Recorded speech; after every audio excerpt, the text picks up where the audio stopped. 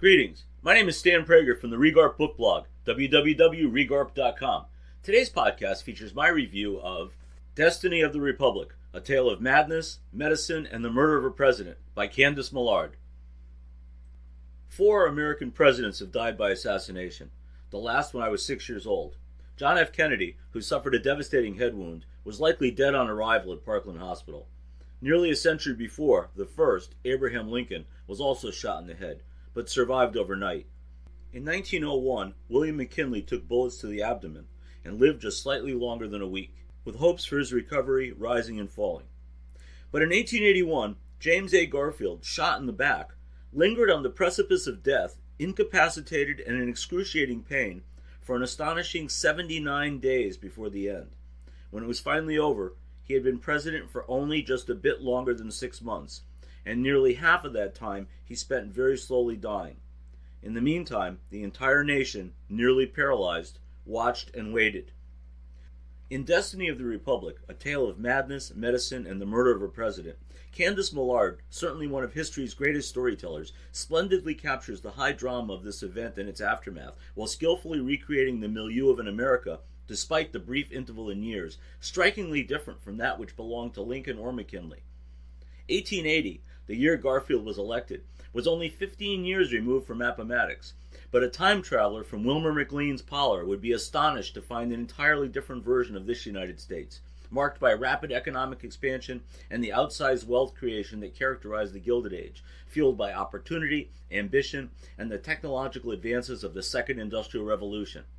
And it sat perched on the edge of even more wonders to come, the very dawn of the age of the great inventions that would so thoroughly transform American life over just 3 decades, with the incandescent bulb and widespread electrification, the phonograph, motion pictures, the automobile, and even manned flight. But the first of these marvels, the telephone, which truly revolutionized communications, was becoming increasingly common. Patented in 1876, one was installed in the White House in 1879. We can only imagine how eagerly Lincoln, who leaned so heavily on the telegraph for news of battlefield results, would have adopted this innovation and relied on it to talk strategy with McClellan, Meade, or Grant. By 1880, there were already almost 48,000 telephones in the United States. That number would nearly triple just a year later. Its inventor, Alexander Graham Bell, has a part in this tale. The Republican Party wasn't the same either. A week after Lee's surrender, Lincoln was dead, replaced by grim Tennessean Andrew Johnson, who turned out to have far more sympathy for the rights of defeated rebels than the fates of millions of freedmen left to the sometimes vengeful mercy of their former masters. And Johnson had to contend with a Congress of radical Republicans, no longer tempered by Lincoln's moderation. Impeachment failed, but soon Johnson was replaced by the great hero Ulysses Grant, who had the best of intentions, but in the end made for a far better general than president. As time went on, Republicans cooled toward civil rights and drifted into rigid factionalism that saw few policy differences, but was marked by an addiction to power and privilege fueled by corruption. That was the state of the party when Garfield won the White House.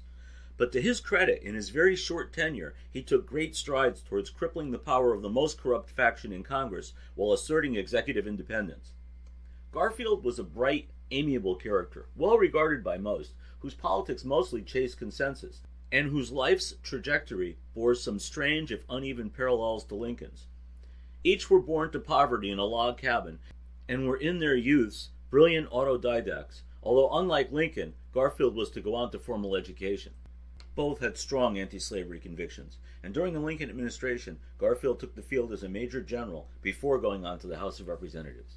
But while prior to his presidency, Lincoln had just a single term in Congress, Garfield served for 9 terms, while also finding time to practice law and publish a mathematical proof of the Pythagorean theorem.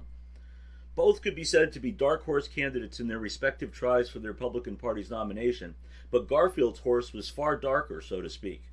In 1860, Lincoln was everyone's second choice. In 1880, Garfield was no one's choice, not even his own, but was nevertheless nominated on the 36th ballot.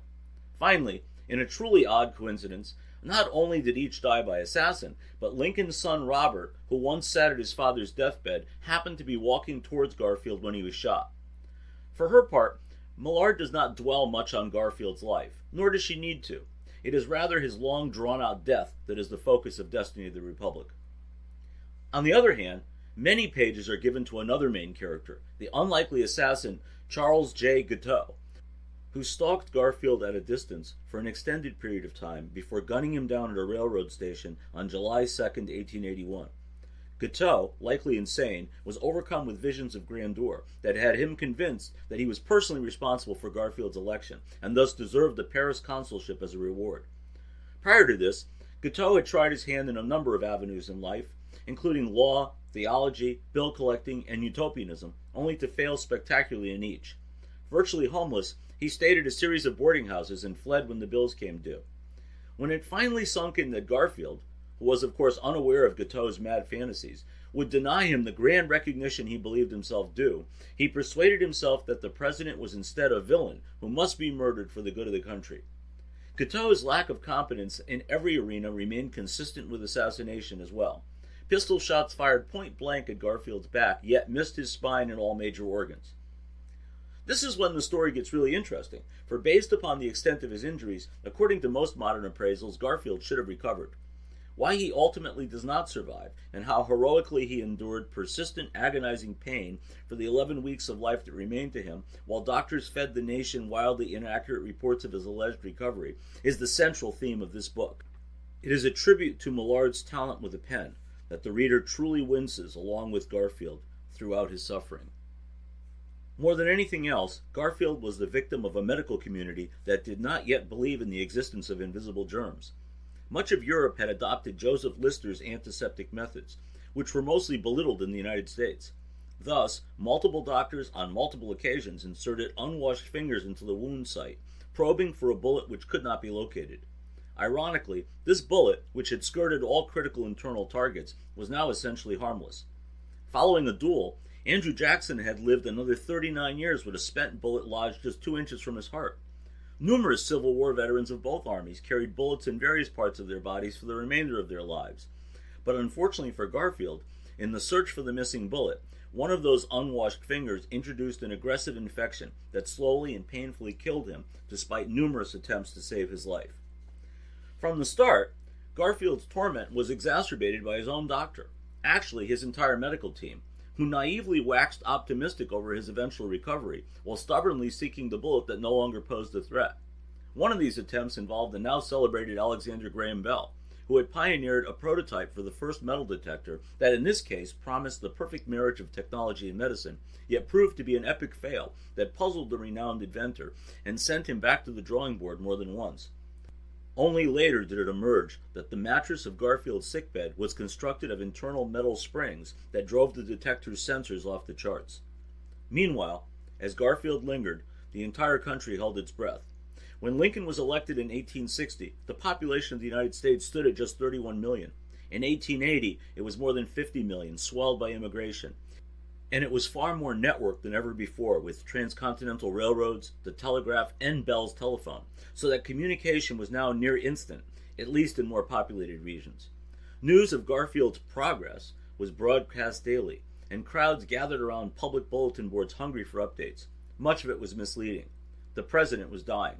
Since his doctors could not acknowledge that to themselves, it is perhaps less surprising that they could not say it out loud. On September 19th, James A. Garfield was no more. The author succeeds brilliantly in recreating the America of 1881 that daily watched breathlessly until Garfield breathed no more. Millard, who is not a trained historian, puts many seasoned academics to shame by combining meticulous research with a gift for compelling prose that grips the reader from the first paragraph to the final pages.